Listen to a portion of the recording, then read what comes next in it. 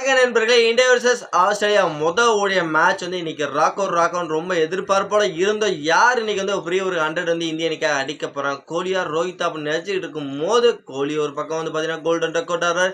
ரோஹித் ஒரு பக்கம் பாத்தீங்கன்னா 8 ரன்னுக்கு பெவிலியன் திரும்பிட்டாங்க. நம்மளோட எதிர்பார்ப்பு எல்லாமே பாத்தீங்கன்னா சுக்கு நூறா போட்டு உடைச்சிட்டு போயிட்டாங்க. இந்தியாவோட பேட்டிங் டோட்டலாவே இன்னைக்கு கொலாப்ஸ் ஆனாங்கன்னு சொல்லியே அவனும் மழை வேற குறுக்கிட்டு மேட்சே டோட்டலா மாத்தியே போச்சு. ஓவராலா பாத்தீங்கன்னா இந்தியா இன்னைக்கு ஒரு தோல்வியே தள்ளியிருக்காங்க. ஆஸ்திரேலியா 7 விக்கெட் வித்தியாசத்துல அருமையான வெற்றியை பதிவு பண்ணி லீடிங்ல இருக்கிறாங்க. 3 ஓடிய சீரீஸ்ல ஒரு மேட்ச் வின் பண்ணி லீடிங்ல இருக்காங்க. அடுத்த ஒரு மேட்ச் வச்சாங்கன்னா ஈஸியா போச்சு மேட்ச், அவங்க சீரீஸ் போயிடும். ஓகே ஃப்ரெண்ட்ஸ், இந்த மேட்ச்ல என்ன நடந்தது ஏது நடந்தது எல்லாமே தெளிவா நம்ம வீடியோல பார்க்கலாம். அதற்கு முன்னாடி இப்பதான் நீங்க ஃபர்ஸ்ட் டைம் சேனலுக்கு வரீங்கன்னா நம்ம சேனலை சப்ஸ்கிரைப் பண்ணி லைக் பண்ணி ஷேர் பண்ணி உங்க சப்போர்ட்டையும் ஆதரவையும் கொடுங்க நண்பர்களே. யாரும் நம்ம சேனலை சப்ஸ்கிரைப் பண்ண மாட்டேங்கிறீங்க, லைக் பண்ண மாட்டேங்கிறீங்க. உங்க ஆதரவு ரொம்ப ரொம்ப முக்கியம், ஆதரவு கொடுங்க.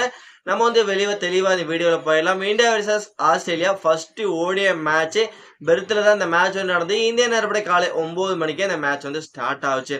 ஆனா ஆரம்பம் நல்லா இருந்தது, வெயில்ல அடிச்சு மேட்ச் பார்க்க அட்டகாசமா இருந்தது. டாஸ் வின் பண்ண மிச்சல் மார்க்ஸ் என்ன முடிவு பண்ணாருன்னா, மழை மேட்ச் ஸ்டார்ட் பண்றதுக்கு முன்னாடியே மழை பெஞ்சிருக்கு அப்படிங்கறத அவர் நல்லா அனலைஸ் பண்ணிக்கிட்டு கம்பல்சரி டாஸ் வின் பண்ணா நான் ஃபர்ஸ்ட் பவுல் பண்ண டிசைட் பண்ணாரு. அதுக்கு தகுந்த மாதிரி அவரு டாஸும் வின் பண்ணாரு.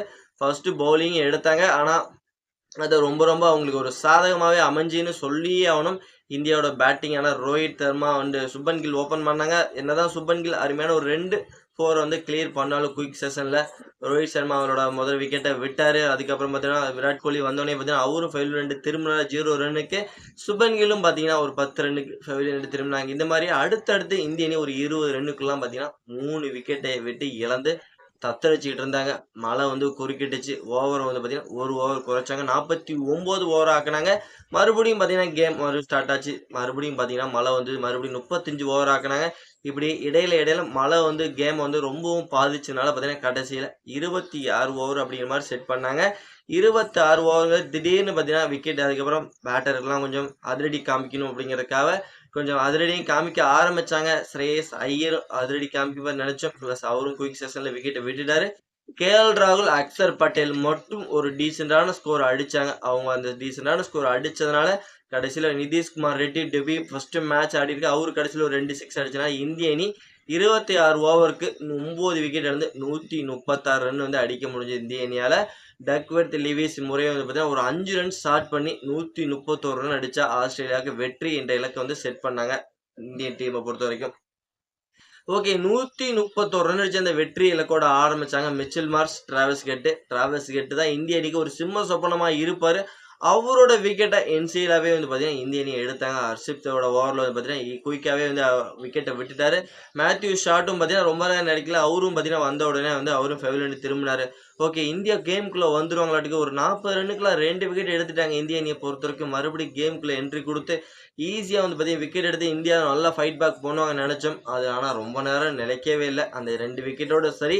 அதுக்கப்புறம் மிச்சல் மார்க்ஸ் அந்த பிலிப் 2 பேரும் ஒரு அருமையான ஒரு பார்ட்னர்ஷிப் பில்ட் பண்ண ஆரம்பிச்சாங்க. இந்தியாவோட தோல்வி நம்மளோட கண்ணுல நல்லா தெளிவாவே தெரிஞ்சுது. இவங்களோட அருமையான ஒரு பார்ட்னர்ஷிப் பாத்தீங்கன்னா ஈஸியாவே மேட்சை முடிச்சுட்டாங்கன்னே சொல்லி ஆகணும். 21 ஓவர்லயே பாத்தீங்கன்னா மேட்ச் ஈஸியா கம்ஃபர்டபுளா சேஸ் பண்ணி வின் பண்ணிட்டாங்க. இந்த மேட்ச் ஆஸ்திரேலியா 7 விக்கெட் வித்தியாசத்துல பாத்தீங்கன்னா ஒரு வெற்றி பதிவு பண்ணியிருக்காங்க. இந்த வெற்றியின் மூலம் பாத்தீங்கன்னா 3-1, அதாவது 1-0 அப்படிங்கிற கணக்குல பாத்தீங்கன்னா இந்த சீரீஸை முன்னிலை வைக்கிறாங்க. அடுத்த ஒரு மேட்ச் ஜெயிச்சாங்கன்னா ஆஸ்திரேலியா இந்த மேட்ச் சீரீஸை கம்ஃபர்டபுளா ஜெயிச்சு போயிடுவாங்க. அடுத்த மேட்ச் பாத்தீங்கன்னா அடிலேடில் நடக்க போகுது. இந்த மேட்சை பொறுத்த வரைக்கும் இந்தியாவோட பேட்டிங், அதாவது ரோஹித் சர்மா விராட் கோலி 2 பேர்த்த தான் நம்ம ரொம்ப நம்பி இருந்தோம். ரொம்ப நாளுக்கு அப்புறம் ஒரு 7 மாசத்துக்கு அப்புறம் ஒரு கம்பேக் பண்றாங்க. ஒரு பெரிய இன்னிங்ஸ் பில்ட் பண்ணுவாங்கயா. 2 பேர்த்திட்ட இருந்து ஒரு வலுவான இன்னிங்ஸ் செம்ம மேட்ச் இன்னைக்கு நம்ம பார்க்கலாம் அப்படின்னு எக்ஸ்பெக்ட் பண்ணிட்டு இருந்தோம். பிளஸ் அது நடக்காத காரணம் பாத்தீங்கன்னா அவங்களோட ஃபார்ம் மட்டும் ஒரு கேள்விக்குரிய இல்லைங்க. பிச்சோட கண்டிஷன் இன்னைக்கு ரொம்ப ரொம்ப ரொம்ப பவுலிங்க்கு தான் சாதகமாக இருந்தது. பேட்டர்களுக்கு அந்த அளவுக்கு பெருசா அட்வான்டேஜ் கிடையவே கிடையாது. இந்த பிச்சை பொறுத்த வரைக்கும் பவுலர்களுக்கு தான் சாதகம். அதுவும் குறிப்பா ஃபாஸ்ட் பவுலர்களுக்கு ரொம்ப ரொம்ப ரொம்ப சாதகமான ஒரு பிச்சு. இந்த பிச்சோட ஆவரேஜ் ஸ்கோரே பாத்தீங்கன்னா 185 தான். 200 ரன் அடிச்சாவே ஈஸியா டிஃபெண்ட் பண்ணக்கூடிய அளவுக்கு இந்த பிச்சு நல்ல ஒரு கண்டிஷனான பிச்சு. அதனாலதான் பாத்தீங்கன்னா அவங்களால பெருசா ரன்ஸுங்கிறத அடிக்க முடியலங்கிறது என்னோட ஒரு ஒப்பீனியனா இருந்தாலும் அவங்களோட ஃபார்மும் இதுக்கும் இந்த கரெக்டா இந்த பிச்சும் கரெக்டா மேட்ச் ஆகி போச்சு. நல்ல ஒரு பேட்டிங் விக்கெட்டா இருந்ததுன்னா இவங்களோட ஃபார்ம் மறுபடியும் வந்து நிரூபிச்சிருப்பாங்க. விக்கெட்டும் பார்த்தீங்கன்னா பவுலிங் விக்கெட்டா போச்சு.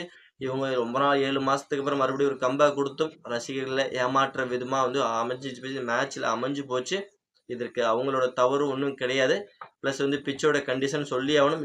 இருந்தாலும் இவங்க கொஞ்சம் இன்னும் கொஞ்சம் அதாவது பயிற்சியை கொஞ்சம் முன்னாடியே வந்து ஆஸ்திரேலியாவுல தொடங்கியிருந்தாங்கன்னா, இன்னமும் கொஞ்சம் நல்ல ஃபார்ம்ல டச்ல இருந்திருப்பாங்க. பிளஸ் அந்த விக்கெட்ல எப்படி விளையாடணும், இந்த விக்கெட் எப்படிலாம் வந்து ஒர்க் ஆகும் அப்படிங்கிறது தெளிவா அவங்க தெரிஞ்சுக்கிட்டு இருந்தாங்கன்னா, ஏற்கனவே விளையாண்டவங்க தான். பிளஸ் இருந்தாலும் டச் விட்டு போச்சுல்ல. அதனால அந்த விக்கெட்ட கொஞ்சம் ரீட் பண்ணியிருந்தாங்கன்னா, இந்திய அணிக்கு இன்னும் கொஞ்சம் நல்லா அவ்வளோ சீக்கிரம் வந்து 2 பேரும் விக்கெட் விட்டுருக்க மாட்டாங்க. அப்படிங்கிறது என்னோட கருத்து. உங்களோட கருத்தையும் சொல்லிருங்க. நம்மளோட கமெண்ட் செக்ஷன்ல சொல்லிருங்க. கோலி அண்ட் ரோஹித் ஒரு ஏமாற்றத்தை கொடுத்துருக்காங்க. இந்திய அணியை பொறுத்தவரைக்கும் இன்னைக்கு ஒரு ஏமாற்றத்தை வந்து கொடுத்துருக்காங்கன்னு சொல்லும்.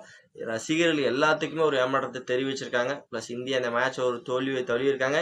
ஆஸ்திரேலியா ஒரு அருமையான ஒரு வெற்றியை பதிவு பண்ணியிருக்காங்க. மிச்சல் மார்ஷ் ஒரு அருமையான பேட்டிங் பர்ஃபார்மன்ஸை வெளிப்படுத்தியிருக்காரு. ஆஸ்திரேலியா அடுத்த மேட்ச் வந்து இந்தியாவை வீழ்த்தி 2-0 அப்படின்னு வந்து சீரீஸ் வந்து வின் பண்ணுவாங்களா, இல்லை ஆஸ்திரேலியா இந்தியா அடுத்த மேட்ச் வந்து ஆஸ்திரேலியாவை வீழ்த்தி கம்பேக் பண்ணி 1-1 அப்படின்ட்டு சீரீஸை வந்து லெவல் பண்ணி டிசைடட் மேட்சாக போகுமா 3வது மேட்ச்சு, எல்லாமே நம்மளோட கமெண்ட் செக்ஷனில் கமெண்ட் பண்ணிருங்க நண்பர்களே.